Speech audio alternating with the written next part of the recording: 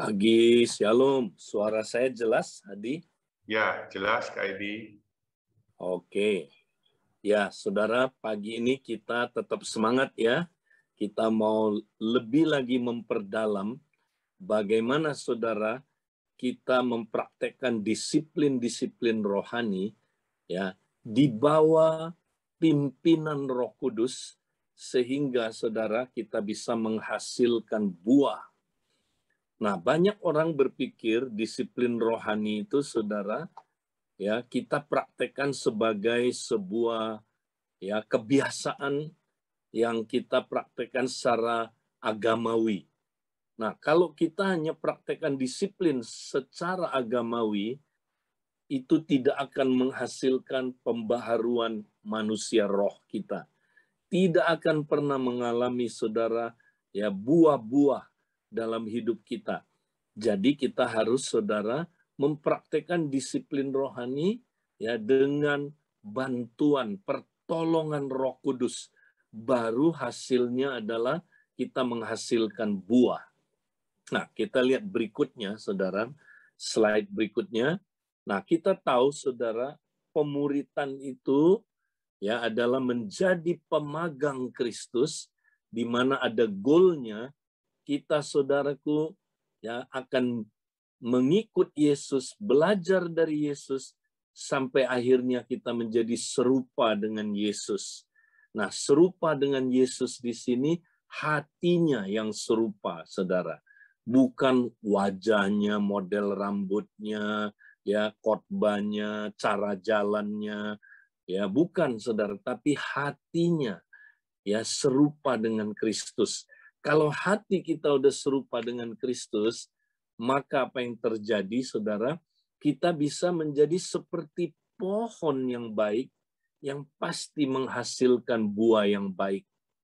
Nah, kalau kita mencapai goal ini, saudara, menjadi serupa dengan Kristus di hati kita, maka kita tidak perlu lagi bergumul melawan dosa, saudara.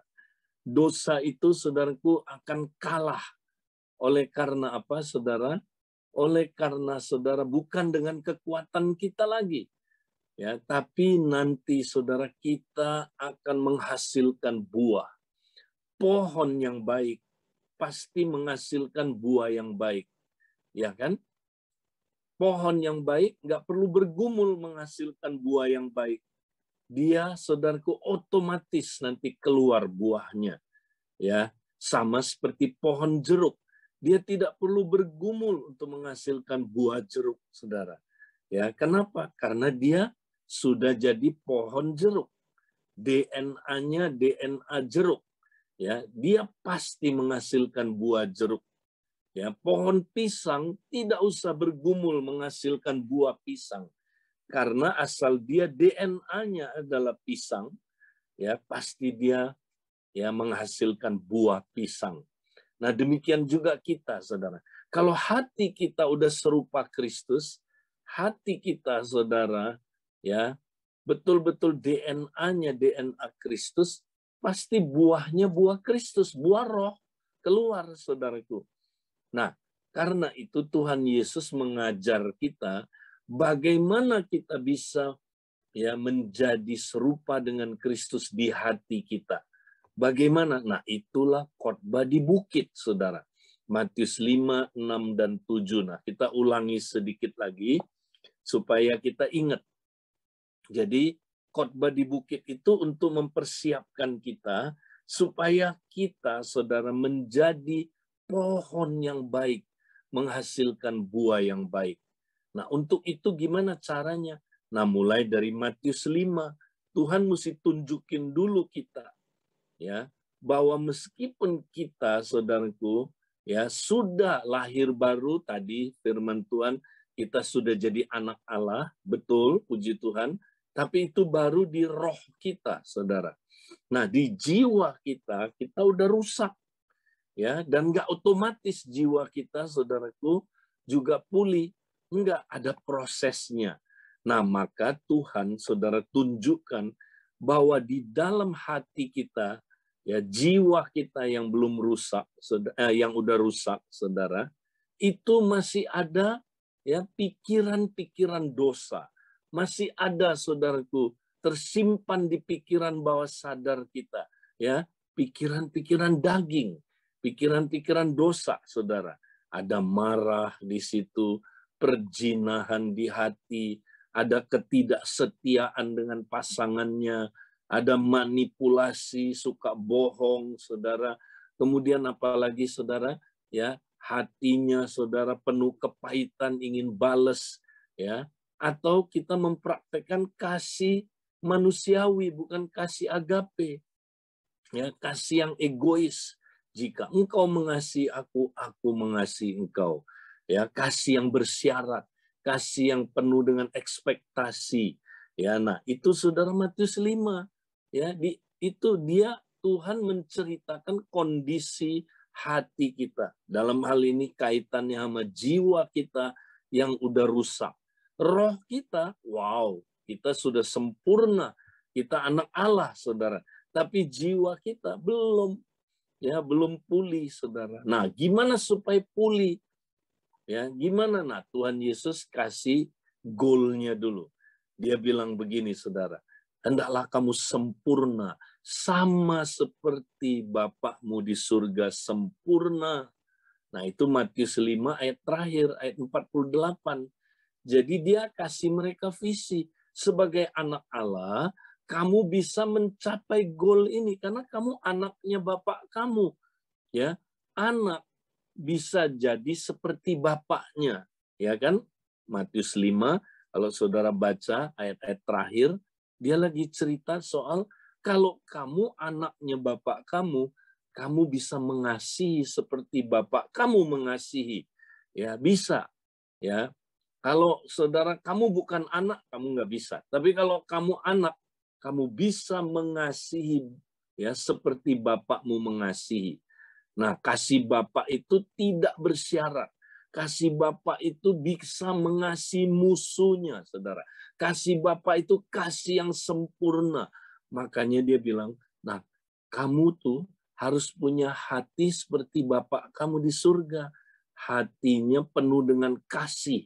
Hatinya penuh dengan kebenaran. Ya, nah, itu saudaraku goalnya. Itulah hati Kristus. Ya, itulah yang disebut serupa dengan Kristus. Karena Kristus itu dan Bapa satu adanya. Ya, jadi saudara itu goalnya. Nah, Tuhan Yesus bilang kamu mesti sempurna. Sama seperti Bapakmu di surga sempurna adanya. Ya, nah sempurna di sini tuh hatinya. Penuh kasih dan kebenaran. Ya, itu kita harus goalnya itu, saudara, dalam pemuritan. Nah, itulah Matius 7. Ya, kita bisa jadi apa? Seperti pohon yang baik, menghasilkan buah yang baik, ya. Nah, itulah Kristen sejati. Kalau kamu anak sejati, kamu akan seperti itu, ya. Nah, bagaimana mencapai Matius 7 ini, saudara? Nah, ada prosesnya. Ya, enggak otomatis. Ya, kita anak Allah, wah beres, semuanya beres. Enggak, ada prosesnya. Kita udah anak Allah. Tapi saudara, ada proses. Ya, kita menjadi seperti Bapak kita. Nah, prosesnya apa? Di jiwa kita diproses. Masih sebelumnya kita lihat. Nah, perlu apa, saudara? Dari Matius 5, untuk kita mencapai Matius 7, perlu Matius 6. Nah, apa itu Matius 6, saudara? Itulah mempraktekkan disiplin-disiplin rohani. Ya, praktek disiplin-disiplin rohani. Baru kita bisa mencapai goalnya. Ya, sempurna sama seperti Bapakmu di surga, sempurna. Nah, praktek disiplin-disiplin rohani ini yang nggak diajarin di gereja. Ya, kebanyakan orang diajarin kamu terima Yesus, nanti kamu jadi anak Allah, otomatis deh kamu ya akan berubah hidupnya, ya serupa seperti Bapakmu di surga. Enggak otomatis, saudara. Kita perlu praktek disiplin-disiplin rohani. Nah, disiplin rohani ini adalah pelatihan yang dilakukan oleh Roh Kudus, saudara. Supaya kita dilatih bisa melakukan apa yang kita tidak bisa lakukan dengan kekuatan kita. Ya, jadi kalau dengan kekuatan kita coba lawan dosa, saudara, kita gagal lagi dan gagal lagi. Ya, makanya kita mesti, saudara, ya bukan trying hard, mencoba melawan dosa dengan kekuatan kita, ya dengan sungguh-sungguh kita pasti gagal. Ya, saudara, kita perlu ya training hard. Ya, jadi dilatih dengan keras oleh Roh Kudus. Baru kita bisa menang, saudara.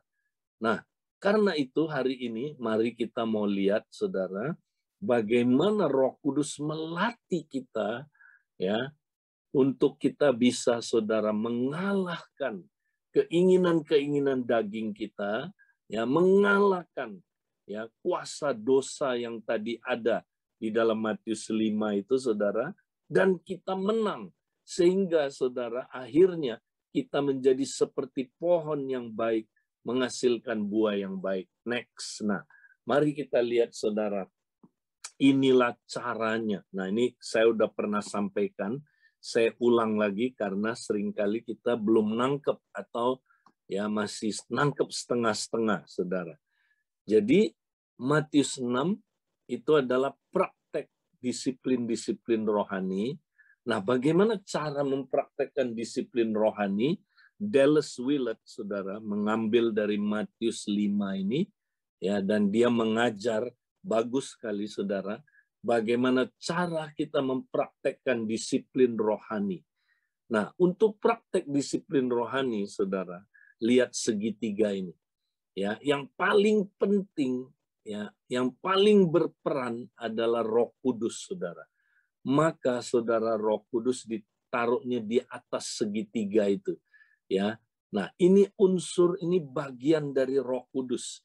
Kalau Roh Kudus nggak pimpin kita, Roh Kudus nggak latih kita di padang gurun, saudara, ya kita nggak mungkin bisa berhasil mempraktekkan disiplin rohani yang menghasilkan perubahan hidup. Kalau bukan Roh Kudus yang pimpin kita, saudara, memenuhi kita, ya, maka, saudara, praktek disiplin-disiplin itu hanya ya kegiatan agamawi yang hanya, saudara, akan menghasilkan apa, saudaraku, kegiatan agamawi yang sia-sia, tidak menghasilkan perubahan hidup. Ya, jadi, saudara, harus Roh Kudus yang berperan, itu paling penting. Nah, ada peran kita nggak? Ada. Peran kita dua, saudara. Tapi peran kita ini lebih kecil dari peran Roh Kudus. Nah, peranan kita, saudara, adalah ya yang pertama bagian bawah sebelah kanan, kita harus punya rencana praktek disiplin-disiplin rohani secara intensional. Nah, ini bagian kita, saudara. Kita harus ya punya kerinduan, Tuhan, aku mau praktek ya disiplin-disiplin rohani secara intensional, disengaja. Makanya saudara harus buat rencananya. Ya, jangan ngeflow aja. Kapan-kapan lah Pak Edi, nanti tunggu udah selesai dulu ini. Ya, ini kita lagi apa? Lagi lockdown, nanti tunggu dah PPKM udah selesai baru saya mau praktek.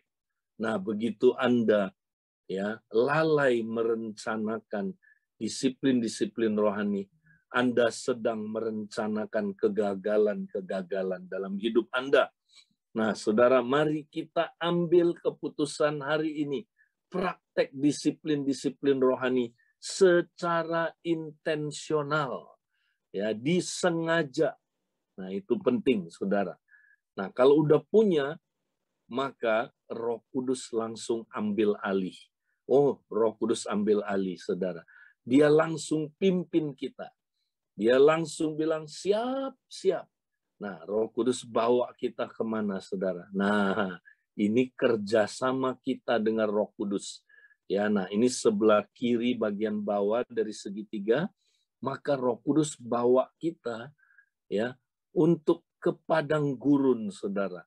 Untuk apa? Latihan lewat ujian cobaan. Nah, ini penderitaan-penderitaan hidup, ya. yaitu hidup sehari-hari, saudara. Di mana kita diuji, dicobain, nah Roh Kudus bawa kita ke situ. Baru kita disiplin rohaninya efektif, saudara.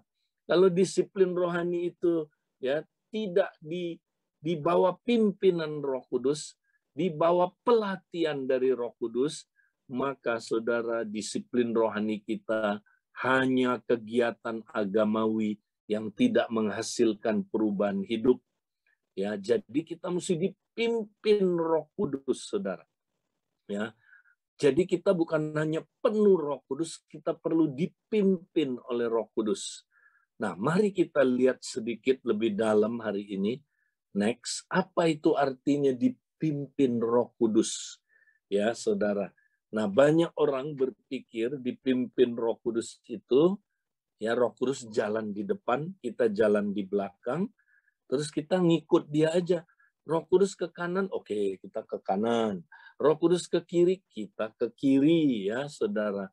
Itu ada benernya, ada benernya. Tapi gambarannya itu ya kurang tepat, saudara. Betul, Roh Kudus pimpin kita, tapi gambarannya kurang tepat, ya. Karena bisa salah persepsi, saudaraku, gambaran itu. Nah, apa artinya dipimpin Roh Kudus? Nah, kita baca dulu Galatia 5 ayat 25. Jikalau kita hidup oleh Roh, kita hidup oleh Roh. Nah, ini kita penuh Roh Kudus sepanjang hari, itulah hidup oleh Roh. Baiklah, hidup kita juga dipimpin oleh Roh. Jadi ini dua berbeda, saudara. Ya, hidup oleh Roh, ya kita mengambil keputusan bahwa kita mau penuh Roh Kudus sepanjang hari, ya tapi nggak cukup, saudara. Setelah kita ambil keputusan kita mau dipenuhi Roh sepanjang hari, ya kita mesti apa katanya? Dipimpin oleh Roh. Nah, tadi masih ingat, saudara, ada yang bacakan ayatnya. Barang siapa yang dipimpin oleh Roh, dialah anak-anak Allah. Ya, anak-anak Allah. Nah, kata anak-anak Allah di situ, saudara, itu adalah huios.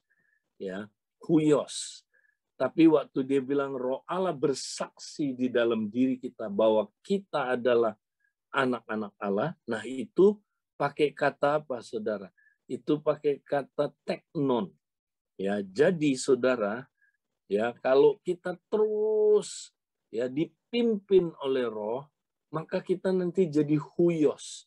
Huios itu anak-anak yang dewasa, saudara. Anak Allah yang dewasa. Ya, teknon itu cuma menceritakan tentang fakta bahwa kita lahir dari bapak kita, saudara. Ya, jadi itu bisa artinya anak-anak yang masih kecil, bayi. Ya, jadi bayi. Bayi itu anak juga kan? Tapi putra itu juga anak. Nah, saudara, kita banyak cuman jadi bayi. Udah anak, tapi bayi. Nah, tapi Tuhan mau kita jadi putra. Putra itu anak, tapi udah dewasa, saudara. Huios. Nah, bagaimana kita jadi huios, saudara? Nah, caranya adalah dipimpin Roh terus. Kalau kita terus dipimpin Roh, lama-lama saudaraku kita tumbuh dari anak yang masih saudaraku bayi rohani, ya tumbuh terus jadi anak yang udah jadi putra, udah jadi segambar dengan Kristus, ya. Nah, itu dia, saudara. Jadi dipimpin Roh itu penting sekali. Nah, kembali apa artinya dipimpin Roh, saudara? Oke. Nah, saya coba study kata dipimpin semua, saudara, dalam bahasa Yunaninya. Saya temukan, saudara, dipimpin Roh itu, ya konsepnya ternyata bukan seperti tadi, Roh Kudus jalan di depan, kita jalan di belakang. Ya, dipimpin Roh lebih banyak diterjemahkan sebagai dibawa oleh Roh. Dibawa, ya, dibawa. Nah, artinya apa? Nah, saya kasih contoh, saudara. Ya, seperti kapal ini, saudara lihat kapal layar ini. Nah, kapal layar ini, saudara, kalau dia nggak pakai layarnya, wah, dia setengah mati menghadapi arus, betul? Nah, kalau ada arus, dia pasti kedesak ke belakang, terdorong ke belakang, dia terombang-ambing ikut arus kapal ini, ya, dan dia bahaya sekali, bisa apa, saudaraku, ya, bisa hanyut dan akhirnya, ya, saudaraku, binasa, bisa mati, bahaya sekali. Nah, kapal ini, saudara, kalau terseret arus, tidak peduli berapa kuat dia mendayung, saudara, dia tidak akan mampu, saudara. Dia pasti akan terseret terus mengikuti arus itu. Kenapa, saudara? Karena kekuatan sendiri nggak mampu mengalahkan kekuatan arus yang begitu kuat. Nah, gimana supaya, saudaraku, kapal ini bisa melawan arus? Ya, gampang, saudara. Pasang layarnya. Manfaatkan kekuatan angin. Angin yang bertiup. Nah, Yesus, ya, mengumpamakan Roh Kudus sebagai angin yang bertiup, saudaraku. Ya, kalau kapal ini, ya, supaya menang terhadap arus tadi, dia bisa mengalahkan arus, dia harus memanfaatkan tiupan angin. Nah, ketika angin bertiup, saudara, wow, kapal ini bisa melawan arus, saudaraku. Dan orangnya tenang, duduk aja tinggal kendalikan layarnya. Dia nggak usah dayung lagi. Saudara, demikianlah hidup kita. Ya, hidup kita seperti di tengah lautan di dunia ini. Kita menghadapi arus, ya, arus kedagingan itu yang paling kuat dalam diri kita. Kuasa dosa, hukum dosa. Nah, kita udah bahas ini waktu bahas Roma pasal 8, ya, atau Roma pasal 7. Kita menghadapi kuasa dosa di dalam tubuh kita. Walaupun kita udah anak Allah, tapi tubuh kita belum sempurna. Tubuh kita masih dikuasai oleh, saudaraku, hukum dosa. Nah, hukum dosa ini, saudaraku, ya, mengalahkan kita. Kita terseret, kalah lagi dan kalah lagi. Nah, gimana supaya melawan arus hukum dosa ini? Jangan dilawan pakai dayung. Jangan dilawan pakai kekuatan kita. Kita buka layar kehidupan kita, saudara. Biarkan Roh Kudus bekerja. Angin itu bertiup. Ketika angin itu bertiup, haleluya. Nah, ini dia. Angin itu membawa kapal ini, saudara. Sehingga kapal ini bisa melawan arus. Nah, itu dia. Membawa kapal ini. Itulah dipimpin oleh angin. Kapal itu dipimpin oleh angin. Demikianlah artinya dipimpin roh. Jadi dipimpin roh itu artinya gini, saudara. Kita kalau coba lawan dosa dengan kekuatan kita kalah, saudaraku, oleh kuasa dosa. Tapi kalau kita, saudaraku, memanfaatkan kuasa Roh Kudus, ya, maka dia seperti, saudaraku, angin yang meniup kita, membawa kita. Nah, ini dia, memimpin kita itu jadi membawa kita mengalahkan, saudaraku, arus hukum dosa itu. Jadi itulah dipimpin. Kapal ini dipimpin oleh angin. Artinya dia dibawa oleh angin, digerakkan oleh angin, ya, didorong oleh angin. Ini artinya dipimpin roh, saudara. Oh, saya baru ngerti. Oh, gitu. Jadi dipimpin roh, saudara, bukan Roh Kudus jalan di depan, kita jalan di belakang. Kita mau Roh Kudus ada jaraknya, terus terserah nanti Roh Kudus mau ke kanan, ya kita boleh pilih. Mau ke kanan boleh, nggak mau ke kanan boleh. Nah, itu gambaran yang nggak tepat, saudara. Jadi gambaran yang tepat itu gini, Roh Kudus bukan jalan di depan kita, Roh Kudus di samping kita atau di dalam kita, saudara, bersama-sama kita, ya, saudara. Jadi kalau gambaran manusia, dia ada di sebelah kita, ya. Nah, tapi dia satu sama kita, saudara. Dia terikat sama kita, ya. Kita seperti diborgol oleh dia, saudara. Lalu dibawa oleh dia. Nah, lihat gambar yang di tengah, saudara. Jadi ini ada pria diborgol sama wanita, ya. Wanita mungkin diborgol sama pria. wanita ini, saudara, ya dia udah terikat sama pria ini. Pria ini jalan ke depan, dia ngikut, saudara. Nah, itulah dipimpin. Ya, wanita ini dipimpin oleh pria itu. Ya, karena dia udah ditawan sama pria itu. Nah, maka Paulus menggunakan kata tawanan roh. Kisah Rasul 20 ayat 22, nah ayat ini bilang, tetapi sekarang sebagai tawanan roh, aku pergi ke Yerusalem dan aku tidak tahu apa yang akan terjadi atas diriku di situ. Ya, Paulus bilang dirinya tawanan roh. Tawanan roh. Jadi Roh Kudus itu, ya, Roh Kudus tahu ya saudara, kalau dia diberi gelar apa saudara? Parakletos. Arti parakletos adalah pendamping. Dia mendampingi kita. Para itu saudara di sebelah, ya, di sebelah para, ya saudara. Jadi parakletos artinya pendamping kita, nemenin kita, sama-sama dengan kita. Ya, jadi dia saudaraku menemani kita. Ya, dia, tapi saudaraku dia dan kita udah satu, diikat, ada ikatannya. Makanya Paulus menggunakan kata tawanan roh. Aku jadi tawanannya roh. Jadi kayak saudara ditawan sama polisi, tahu ya. Kalau saudara berbuat jahat, polisi borgol saudara. Ya, terus bawa saudara ke polsek. Saudara diproses di polsek, ya, supaya apa saudara? Supaya jangan berbuat ya dosa lagi, saudara.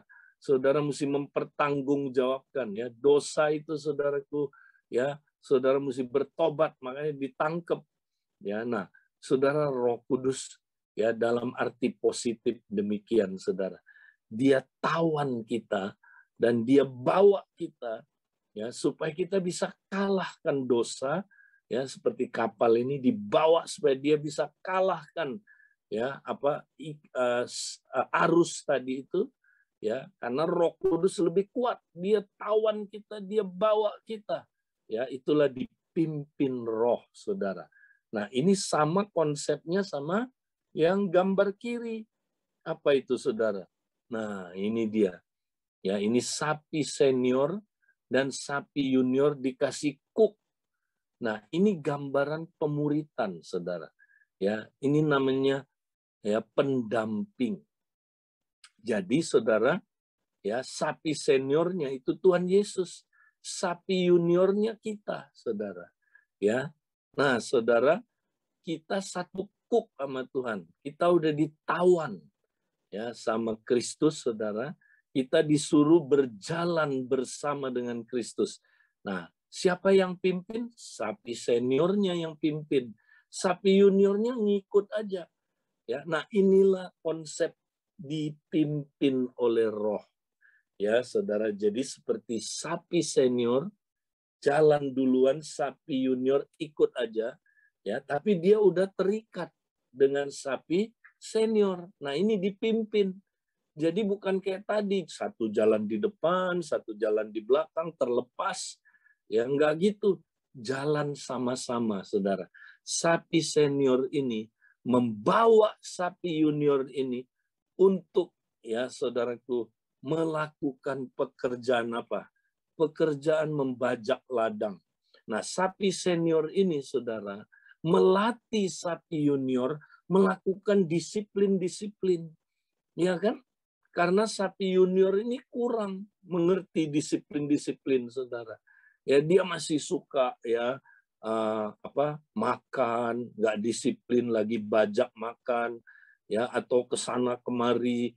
Nah, saudara, sapi seniornya ngajar dia, gini caranya kamu disiplin hidupnya. Ya, kalau belum waktunya jangan makan dulu. Ya, ayo kamu ikut saya, bajak terus. Nah, itu dia, saudara. Itulah yang kita pelajari hari ini, saudara.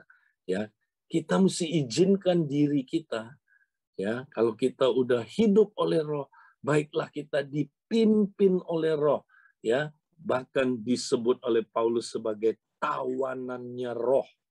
Nah, kalau udah sampai tingkat ini, saudara, saudara akan mempraktekkan disiplin rohani dan itu akan menghasilkan berkat, saudara. Ya, nah kita cepat aja lihat next. Jadi saudara, kalau kita dipimpin roh, langsung roh bawa kita ke padang gurun. Ya, masih ingat Yesus penuh dengan Roh Kudus, kembali dari Sungai Yordan, lalu dibawa oleh Roh Kudus. Nah ini dipimpin oleh Roh Kudus, ya dipimpin oleh Roh Kudus. Jadi kita bukan cuma penuh dengan Roh Kudus, kita perlu dipimpin oleh Roh Kudus, dibawa oleh Roh Kudus kemana? Ke padang gurun. Nah ini yang kita nggak suka, ya kan? Jangan takut, saudara. Roh Kudus tidak akan membawa kita, saudara, untuk mengalami pencobaan yang melebihi kekuatan kita.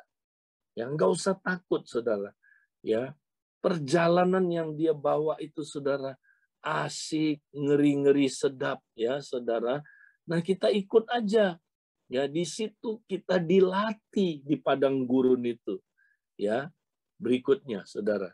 Nah, kita lihat, saudara, jadi lewat pencobaan-pencobaan kita lagi dilatih. Kita lagi ujian terhadap iman kita. Sehingga, saudara, ya kita menghasilkan buah akhirnya. Nah, jadi, saudara, kita bagaimana menghasilkan buah? Nah, kita mesti tahu dulu apa akar persoalan kita, saudara. Next. Ya, untuk kita menghasilkan buah, kita mesti tahu, ya, inilah akarnya dosa, saudara. Yaitu 3 keinginan ini, saudara. Keinginan daging, keangkuhan hidup, dan keinginan mata. Ini ada di dalam tubuh kita, saudara. Ingat, walaupun kita udah anak Allah, ya, tapi daging kita, tubuh kita belum tubuh kebangkitan. Ya, nah, tubuh kita ini, saudara, masih dikuasai oleh 3 keinginan ini. Ya, dia ada selama kita masih tubuh belum kebangkitan. 3 keinginan ini, inilah yang Paulus sebut kuasa dosa. Inilah, saudaraku, arus yang tadi itu, saudara, yang membuat kapal itu terombang-ambing, terus kalah terus. Ini akarnya. Ya, nah, di dalam, saudaraku, kehidupan kita ada 3 akar ini. Siapapun dia, nggak peduli. Dia udah berapa lama ikut Tuhan. 3 akar ini ada. Nah, gimana cara mengalahkan 3 akar ini? Nah, Tuhan latih kita lewat disiplin-disiplin rohani, saudara. Itulah Matius 6. Mempraktekkan disiplin rohani, tapi di bawah bimbingan, di bawah pimpinan Roh Kudus. Roh Kudus yang gerakkan kita, saudara. Kita dibawa, ya, seperti yang tadi itu. Sapi seniornya bawa sapi juniornya, saudara. Itu artinya dipimpin Roh Kudus. Roh Kudus pimpin kita. Dia yang memberikan kita, saudaraku, ya, kekuatan untuk kita praktek disiplin-disiplin rohani. Jadi disiplin rohani ini nggak bisa berhasil tanpa pimpinan Roh Kudus. Digerakkan oleh Roh Kudus, saudara. Nah, gimana caranya? Ya, kita mengalahkan 3 daging ini, 3 keinginan ini, saudara. Keinginan daging, keangkuhan hidup, keinginan mata. Gimana caranya, saudara? Ya, sekali lagi kita praktek disiplin-disiplin rohani. Nah, ada 2 jenis disiplin rohani, saudara, yang kita mesti praktekkan. Yang jenis pertama, ya, adalah disiplin penyangkalan diri.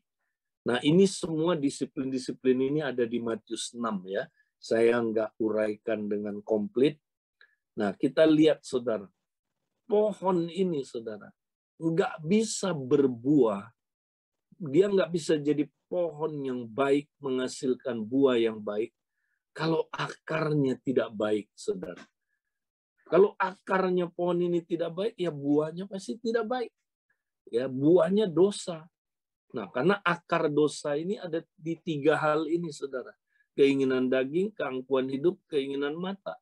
Gimana caranya supaya kita, ya, bisa mematikan 3 akar dosa ini?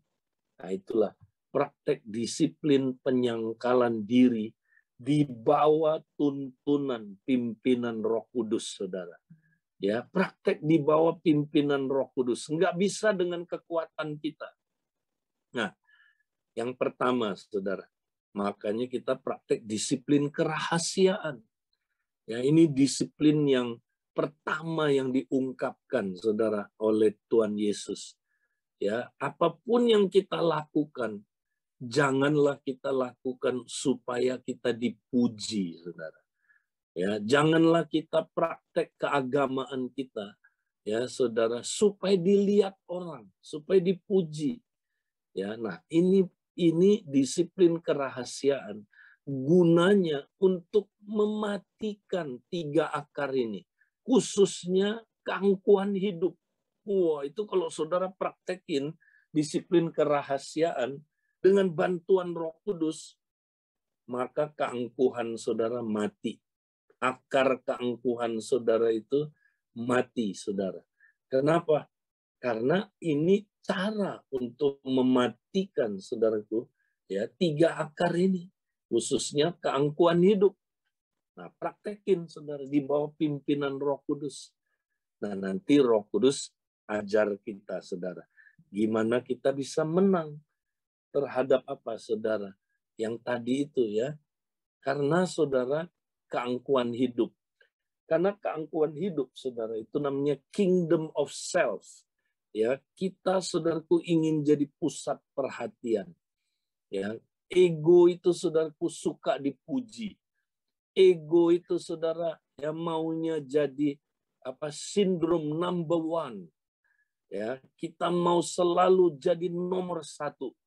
Ya, kita tidak ingin, saudaraku, orang lain saingi kita.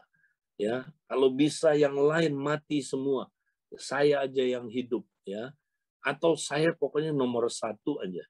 Saya pengen jadi, ya, PKS, ya, yang paling tersohor di seluruh area KTC dan di seluruh Abalef, bahkan di seluruh seantero tubuh Kristus. Wah, itu dia. Ya, saya pengen jadi, ya, number 1, sindrom number 1, saudara. Ya, terus semua kita, saudaraku, pengen nggak mau kalah sama orang lain. Nah, itu, saudara, ini bahaya sekali. Kita nggak sadar itu sebenarnya, ya, ego itu, saudara. Itu keangkuhan hidup. Ya, tapi kita nggak sadar. Oh, kita nikmati pujian, ya. Wow, nanti Hadi kalau dipuji orang, dia ngomongnya begini. Ya, aduh Hadi, kemarin kamu khotbah ya, dahsyat Hadi. Langit terbuka, men. Saya merasakan urapan Tuhan sampai saya nangis, Pak Hadi. Aduh, luar biasa sekali khotbahnya kamu. Wah, Pak Hadi bilang begini, enggak lah, segala kemuliaan hanya bagi Tuhan. Ya, tapi dalam hati bilang gini, puji lagi dong. Nah, itu dia, saudara, ya. Itu kita nggak sadar, kita semua ada. Ya, termasuk saya yang ngomong. Kita mesti hati-hati, saudara. Ya, kita lakukan apa-apa supaya dipuji nggak? Supaya, saudaraku, ya, dapat reward. Ya, supaya kita feeling better. Ya, saudara. Nah, itu dia. Kalau kita kayak gitu, berarti kita egonya udah bekerja. Nah, ini, saudara, yang menyebabkan nanti ada dosa-dosa lain. Dosa lain munculnya, saudaraku, itu karena keangkuhan hidup. Ya, saudara, banyak dosa-dosa keangkuhan hidup, kedagingan, nanti kita lihat.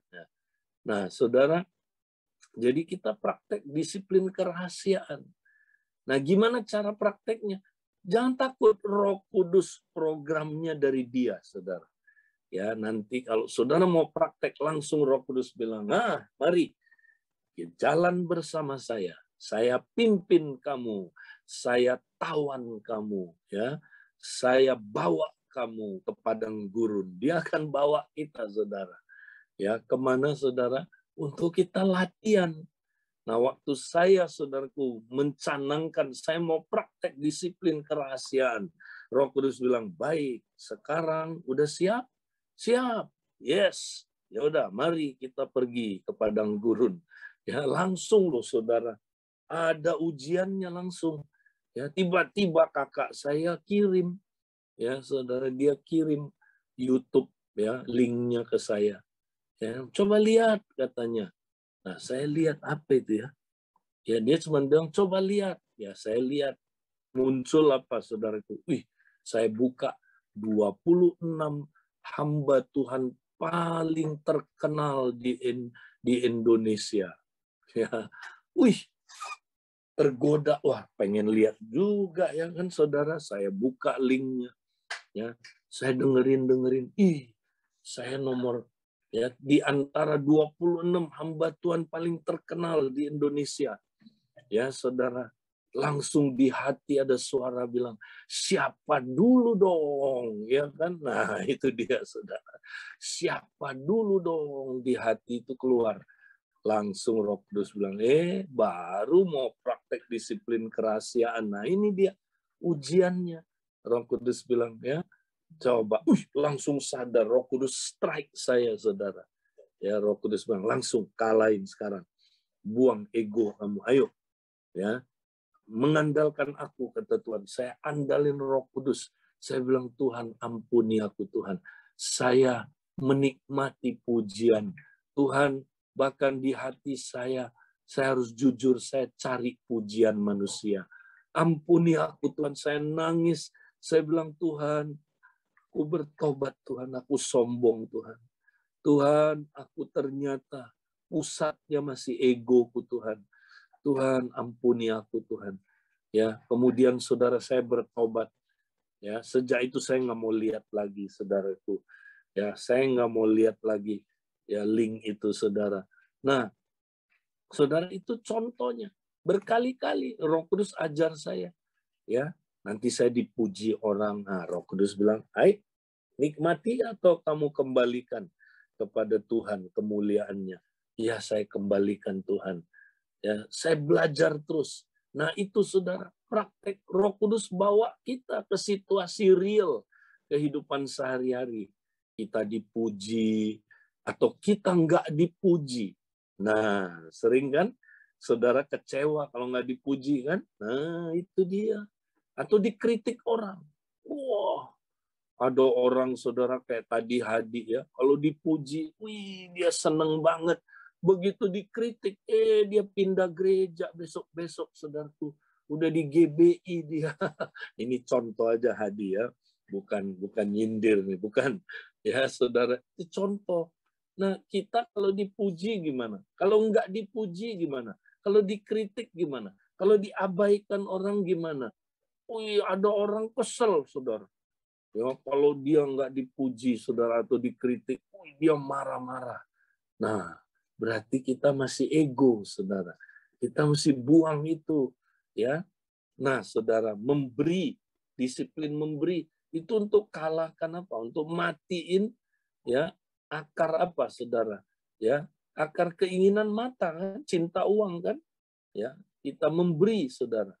Ya, terus apa? Puasa. Nah, Yesus puasa untuk ngalahin tiga-tiga ini kan, keinginan daging, keinginan mata, keangkuhan hidup, dan dia menang karena dia penuh dengan Roh Kudus. Nah, menyendiri, berdiam diri, Yesus praktek disiplin ini, saudara. Dia bukan cuma puasa, tapi dia silence and apa, saudara itu ya solitude. Dia sendirian di padang gurun itu. Ya, nah Yesus juga hidupnya praktek sabat, saudaraku. Ya, artinya apa, saudara? Ya, dia istirahat.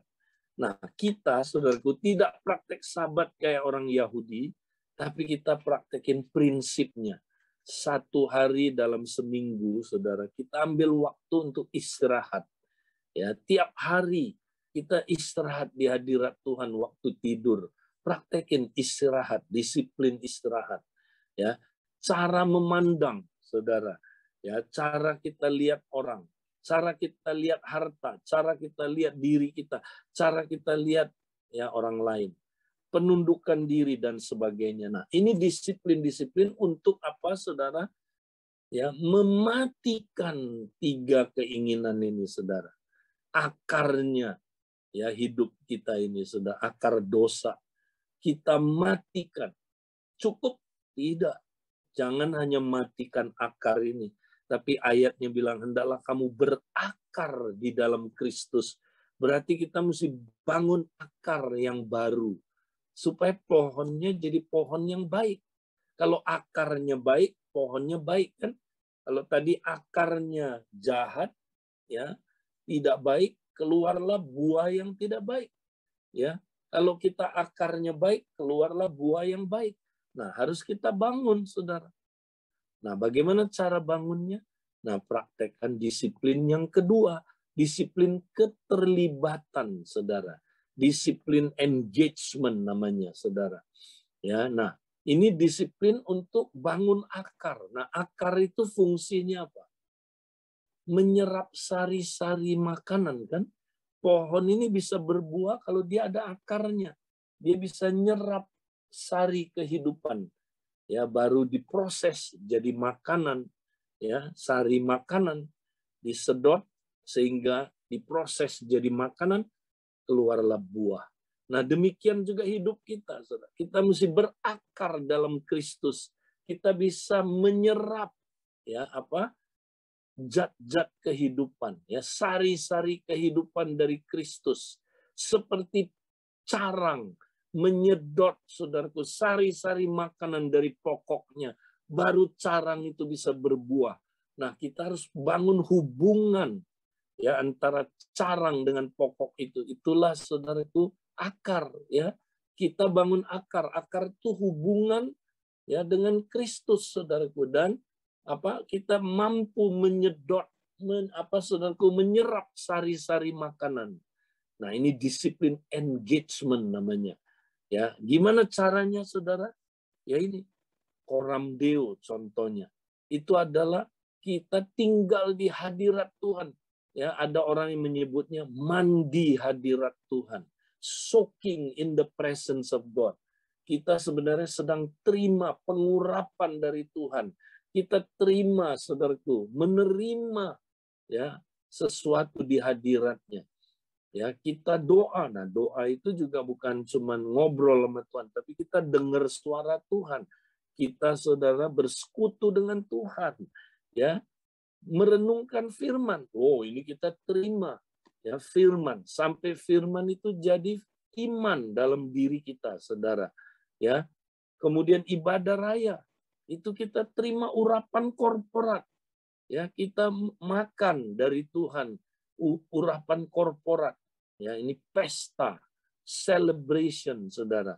Ya, kemudian apalagi ibadah komsel, kompak. Nah, ini kita minum.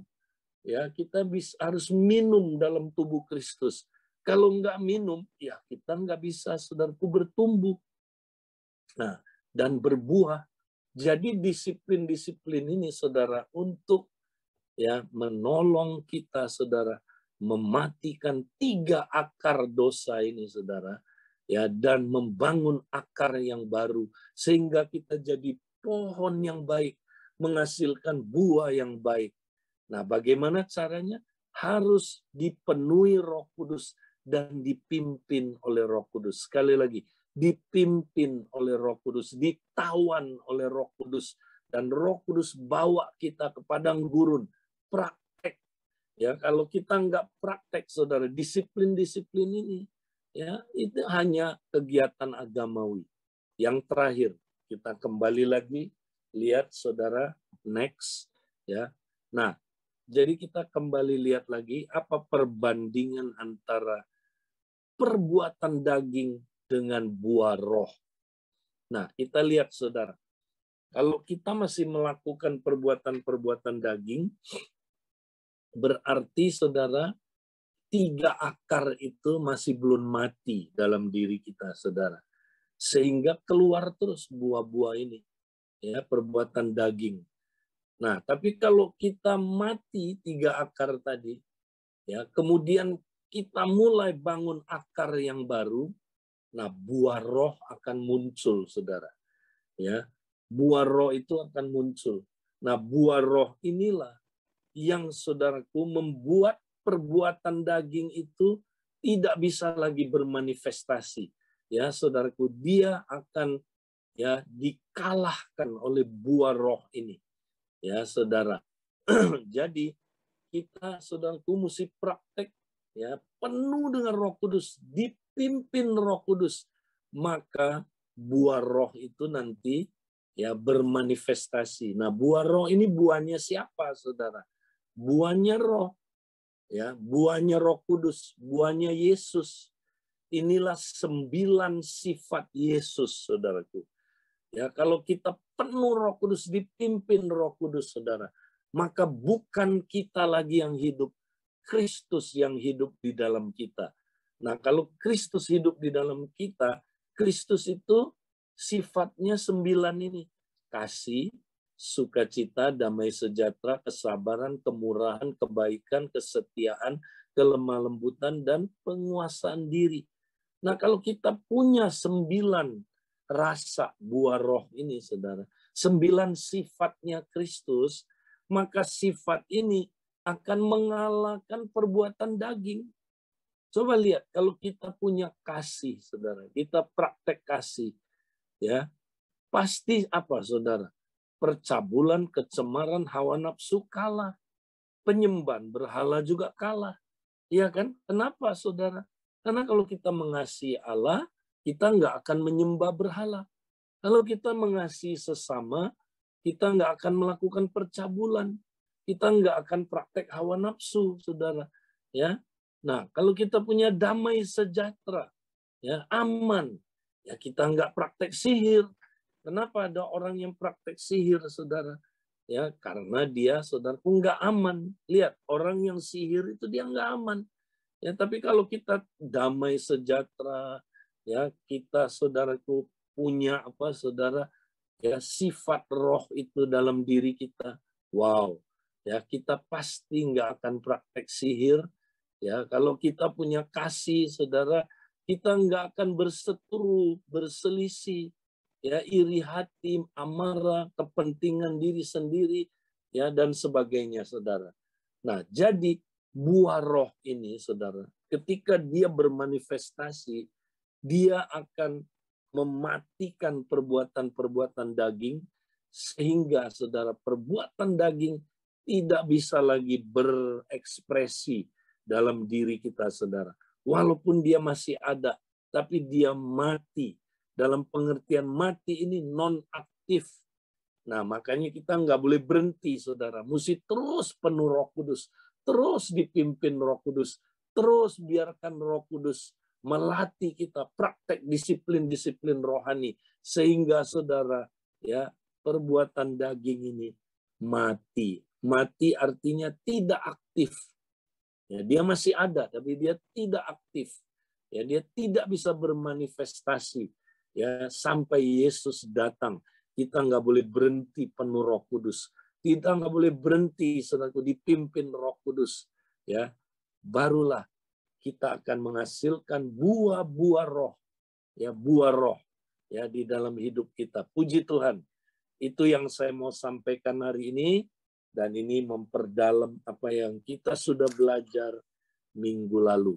Puji Tuhan, saya kembalikan ke teman-teman.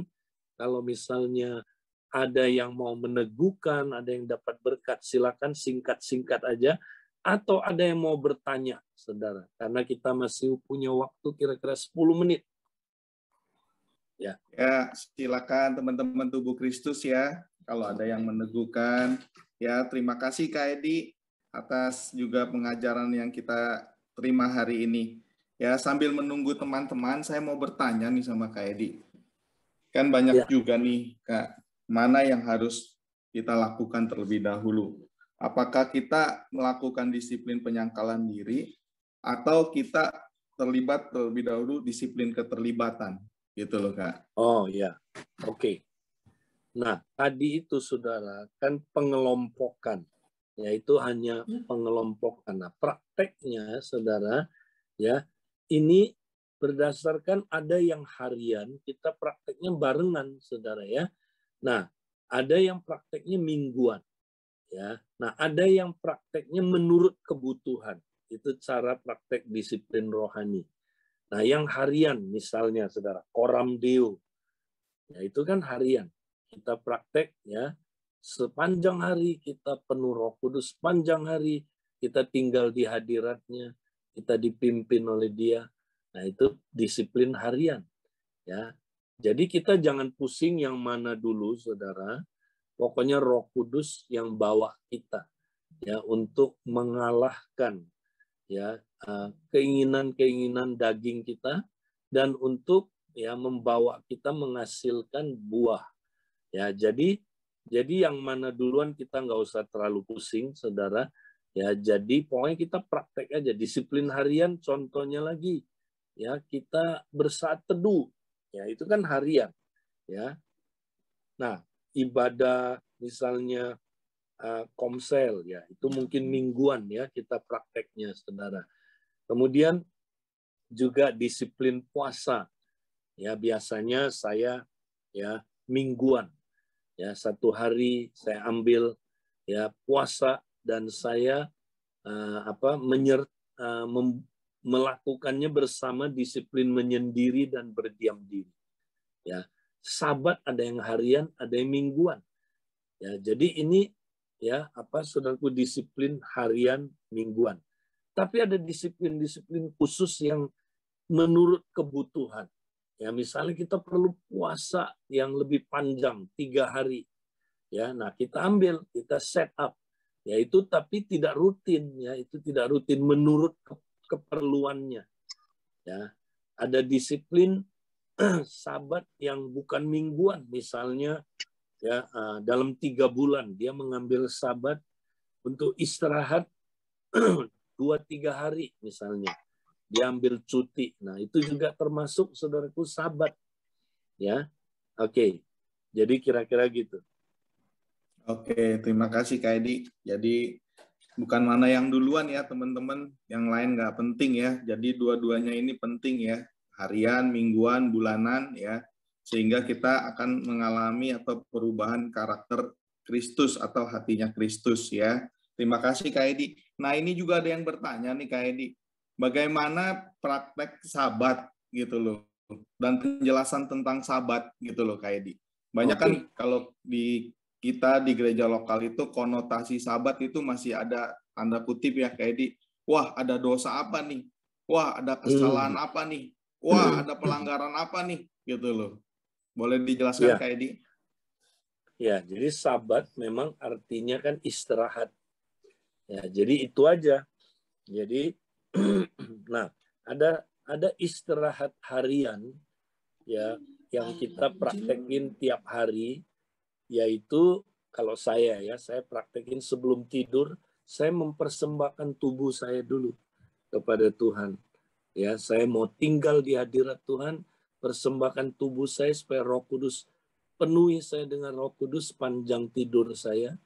Ya, nah udah, saya istirahat di hadirat Tuhan. Wah, indah sekali, saudara. Ya, kita bisa tidurnya nyenyak. Nah, itu Sabat harian, tidur istirahat di hadirat Tuhan. Nah, ada istirahat mingguan, ya. Kalau saudara bisa, yang terbaik adalah saudara ambil hari Minggu. Ya, kenapa? Karena hari Minggu itu harinya Tuhan, the Lord's Day. Nah, kenapa gereja, saudara, ya di awal-awal punya tradisi rasul-rasul. Jadi rasul-rasul, saudara, pakai hari Minggu ya sebagai apa, saudara? Hari mereka memperingati kebangkitan Kristus. Ya, dengan cara apa, saudara? Ya, mereka kumpul ya sama-sama beribadah ya pagi, ya nanti malam lagi mereka kumpul lagi makan-makan. Saudara, itu gereja mula-mula. Ya, tapi mereka kerja karena hari Minggu itu hari kerja. Zaman itu, saudara. Ya, tapi mereka pakai hari Minggu itu ya jadi hari memperingati Tuhan. Nah, lama-lama, saudara, tradisi itu menjadi tradisi hari Minggu lah hari liburan akhirnya. Nah, karena orang Kristen sudah menguasai ya seluruh saudaraku, waktu itu zaman di orang Barat ya dikuasai oleh kekristenan, maka jadi hari libur. Nah, itu tradisi yang baik, saudara. Jadi sebaiknya kita ambil hari Minggu, sekalian kita istirahat. Ya, kita beribadah dan istirahat. Tapi kalau saudara nggak bisa, misalnya hari Minggu saudara kerja, nggak salah, saudara nggak dosa. Hari Minggu kerja itu nggak dosa. Ya, jadi sabatnya kita beda sama konsep istirahat kita beda sama sabatnya orang Yahudi. Sabatnya orang Yahudi itu nggak boleh kemana-mana dan hari Sabtu ya nggak boleh kerja, kalau kerja dosa, saudara. Ya, dan itu dilakukan oleh orang Yahudi. Nah, kita orang Kristen tidak ada satu ayat pun kita disuruh praktek hari Sabat seperti orang Yahudi. Tidak ada satu ayat pun. Nah, tapi prinsipnya ya kita setuju bahwa 7 hari kerja, 1 hari itu mesti istirahat, saudara. Kenapa? Karena tubuh kita ini kan kayak mesin yang nggak bisa jalan terus, saudaraku, 7 hari. Nanti rontok. Ya, ini secara fisik kita perlu istirahat. Secara jiwa juga kita perlu istirahat, saudara. Ya, nah karena itu, saudara, ambillah 1 hari dalam 1 minggu, saudara istirahat. Ya, nah saya kadang-kadang, saudara, saya ambil hari Senin kalau saya mau istirahat misalnya. Ya, karena hari Minggu ada pelayanan misalnya. Tapi saudara, kalau hari Minggu nggak ada pelayanan, kita ambil hari Minggu istirahatnya. Ya, nah kita ambil istirahat, habis ibadah kita istirahat. Nah, ngapain, saudara? Kita sambil merayakan hari Tuhan. Jadi boleh nggak kita keluar, saudara, ya jalan-jalan? Boleh aja pakai itu, tapi dengan keluarga kita. Jangan kita jalan-jalan, saudara, pergi keluar sendiri-sendiri. Ya, bapaknya lihat komputer, mamanya nonton drakor, ya anak-anaknya main game. Keluar sih, makan sih, tapi nggak ada hubungan. Nah, itu mah bukan merayakan hari Tuhan. Ya, saudara. Jadi pakai kesempatan itu kita fellowship dengan keluarga kita. Ya, manfaatkan, saudara. Kita jangan urusin kerjaan, tapi kita benar-benar rest. Fokus ke hubungan dan kita rest, ya. Jadi itu yang saya lakukan biasanya di dalam Di dalam mempraktekkan istirahat. Oke? Ya, terima kasih Kak Edi penjelasannya. Ya, di sini juga ada yang bertanya gimana kalau cuti, ya, cuti Coram Deo, cuti kompak, ya, gitu loh. Tergantung pengajuan cutinya disetujui atau tidak ya, Kak Edi ya, gimana nih Kak Edi? Jadi ada istilah cuti nih. Coram Deo itu gaya hidup, nggak bisa cuti, saudara. Maksudnya Coram Deo tidak ikut di mesbah pagi, ya boleh aja, ya kan? Tapi saudara sendirian Coram Deo. Kalau Coram Deo cuti, wah parah itu. Ya, jadi saya ada urusan, saya nggak ikut mesbah pagi, ya kan? Tapi saya tetap Coram Deo. Ya kenapa enggak? Boleh aja, ya kan? Coram Deo itu kan saudaraku, gaya hidup, itu bukan acara. Ya kan? Nah, tapi kita kumpul sama-sama, saudara, ya itu bermanfaat karena kita kalau Coram Deo secara korporat, ya itu luar biasa, saudara. Kita soaking in the presence of God-nya itu, ya lebih lagi kita dapat berkat ya korporat, saudara. Ya, jadi itu sebabnya banyak berkat yang kita dapat lewat kumpul bersama-sama ini. Ya, nah tapi kalau satu waktu, saudara, ya kita pengen menyendiri. Nah, kalau tujuannya kita pengen menyendiri, saya mau Coram Deo sambil praktek disiplin menyendiri, disiplin berdiam diri, ya boleh aja, ya kan? Tapi Coram Deo nggak boleh berhenti, saudara. Itu gaya hidup kayak penuh Roh Kudus. Mana boleh, saudaraku, kita berhenti, ya udah, saya nggak mau penuh Roh Kudus hari ini. Ya penuh kedagingan. Ya, oke. Wow, penjelasannya ya teman-teman, dengar baik-baik ya. tidak ada cuti di dalam Korandeo dan Kompak. Jadi jangan ajukan cuti ya, pastikan ya Anda tahu ditolak ya. Kenapa ditolak? Karena nanti bukan Roh Kudus yang pimpin kita, Roh Kudus yang pimpin kita ya kalau cuti. Thank you nih Kak Edi. Nah, Kak Edi, saya juga mau meneguhkan nih yang tadi Kak Edi bilang disiplin menyendiri gitu loh. Saya dulu agak terganggu nih sama bebek saya nih, bebek saya di samping saya nih. Ya, dia kalau udah sepaning ya udah banyak kerjaan, banyak pelayanan langsung ngomong sama saya. You jangan ganggu I mau me time. Pokoknya jangan ganggu I gitu. Waduh, saya udah diem dah langsung kayak Edi. Saya pikir dia ngapain, nggak taunya bener yang tadi kayak Edi. Dia nonton drakor kayak Edi. Dia langsung nonton, dia nggak boleh diganggu, kamar mesti di steril, pokoknya anak-anak kamu yang urus gitu, semua kerjaan kamu yang urus gitu loh. Waduh, saya langsung udah nggak bisa ngomong ya itu, tapi ya balik lagi ya karena kemurahan Tuhan, karena anugerah, akhirnya dia mendengar tentang disiplin menyendiri yang benar. Akhirnya dia hampiri saya, dia ngaku dosa, bertobat. Gimana bertobatnya, Beb? Silakan berbagi, Beb. Iya, Kak Edi, thank you buat pengajarannya, Kak Edi. Terima kasih. Jadi saya juga waktu di awal mau praktek, saya takut Kak Edi. Saya takutnya gitu, ntar saya terbawa, aduh ntar saya bukannya baca firman, bukan renungin firman, saya renungin drama Korea lagi. Jadi saya takut waktu itu, waktu mau praktek, jadi saya nggak berani. Saya bilang, enggak lah, nantilah. Saya bilang, karena saya tuh sangat rentan ya, maksudnya saya tuh mudah gitu, bisa tergoda gitu. Nah, tapi ya itulah ketika waktu itu juga ada situasi kondisi ya yang tadi kayak dibilang ya, maksudnya memang ujian itu datang ya ketika kita maksudnya buat naik level ya. Jadi memang waktu itu ada kejadian, akhirnya saya ya udah deh, saya bilang Tuhan, waktu itu saya juga kondisinya saya mau nemenin suami saya aja, waktu itu mau berdiam diri, sabat. Waktu itu masih dalam kondisi ya udah saya temenin suami saya. Tapi benar ya, ketika kita benar-benar mau, akhirnya saya bilang sama Roh Kudus, saya bilang, saya ini gampang terpengaruh loh, saya ngomong gitu. Gimana ya caranya supaya saya nggak tergoda untuk nonton atau apa gitu. Ya tapi ya itu saya nggak tahu gimana caranya, cuma minta aja. Dan benar loh, selama sebulan itu ya saya tuh nggak ada keinginan nonton, saya tuh nggak ada keinginan buka-buka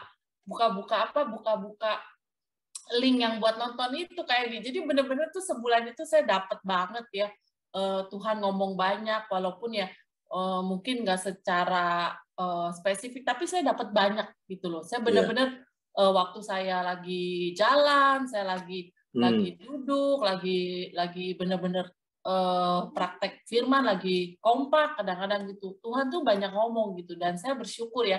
Ternyata selama ini yang saya takutin itu nggak kejadian gitu loh. Saya takutnya, bentar kalau saya ikut sabat, saya pasti ini tergoda nih, pasti saya ikut nonton nih, saya paling jatuh lagi nih, saya gitu. Jadi ternyata ya itu ketika saya coba minta sama Roh Kudus, saya bilang, gimana ya, saya ini nggak bisa loh, aku bilang gitu. Gimana caranya ya, aku bilang, ntar aku tergoda nih, aku bilang gitu. Ternyata bener, selama 1 bulan itu saya bersyukur banget ya.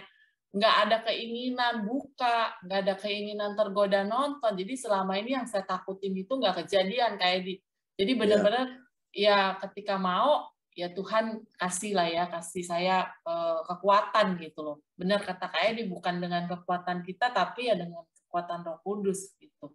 Amin. Itu sih Kak Edi. Amin. Nah, betul terima kasih itu. nih Kak.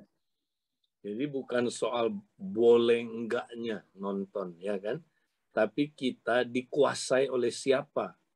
Nah, itu yang paling penting ya. Kalau kita dikuasai oleh Roh, dipimpin oleh Roh, dibawa oleh Roh, ditawan oleh Roh, yang lain-lain itu nanti otomatis kita bisa kalahkan, ya kan?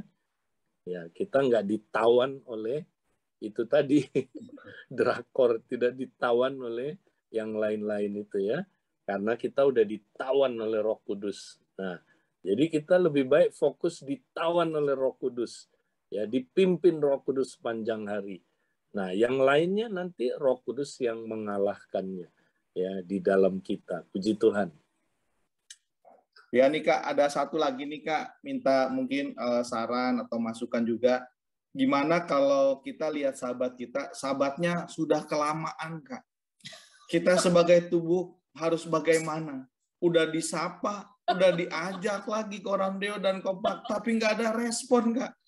Nah, ini kayaknya butuh didoakan juga ya, teman-teman. Iya. Dipuasain nggak, Kak? Iya.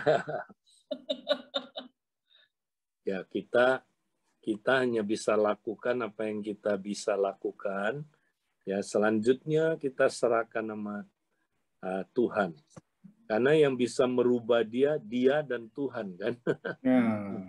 Jadi kalau kita udah berusaha ajak dia, ya kita kerjakan yang terbaik, tapi dia belum respon juga, ya udah, ya kita serahin, nanti ada waktunya ya.